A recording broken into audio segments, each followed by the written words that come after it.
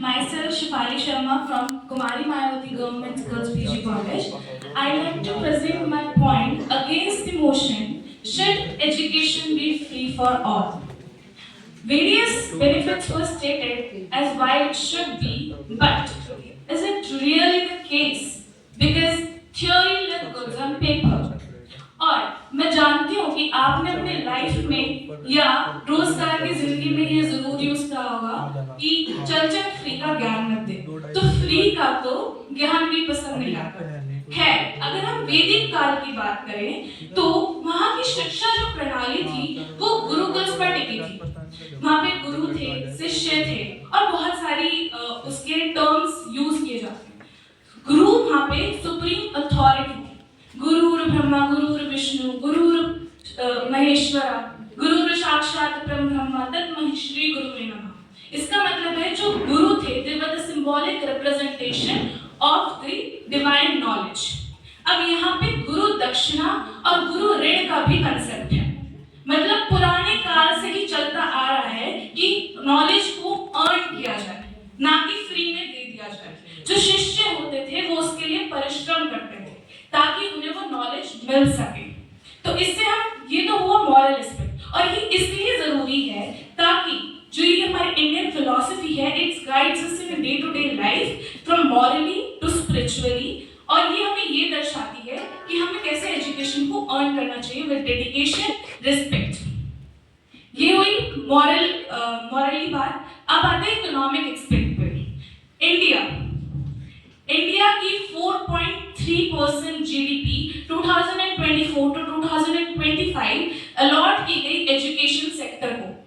अब 1,22,00,000 से ज्यादा गवर्नमेंट कॉलेजेस इस टाइम पे ऑपरेट कर रहे हैं इंडिया में। किस लिए? ताकि वो जो मिनिमम और जो बैकवर्ड क्लासेस हैं उनको एजुकेशन प्रोवाइड कराई जाए। इस साल 2025-26 के लिए 1.24 I repeat 1.24 lakh crore income education sector को दी गई है। अब जरा सोचिए, 135 करोड़ जनता से भी ज्यादा जनता जिस देश की हो, या उसका सारा बर्डन एजुकेशन का सरकार पे डाल दिया जाए, या मैं यूं कहूं कि टैक्स पेयर्स पे डाल दिया जाए, तो क्या स्थिति होगी? Would it be possible? My answer would be no. ऐसा ही एक लाइव एग्जाम्पल मैं आपके सामने प्रस्तुत करती हूँ श्रीलंका का। Sri Lanka is known for having the most comprehensive education system all over the world, लेकिन 2022 के इकोनॉमिक कोलैप्स से आप सभी परिचित होंगे। उसकी जो शिक्षा प्रणाली थी वो कॉलेज लेवल तक फ्री एजुकेशन प्रोवाइड करती थी। उसकी शिक्षा प्रणाली का बहुत बड़ा रोल था उसकी इकोनॉमिक कोलैप्स में। क्यों?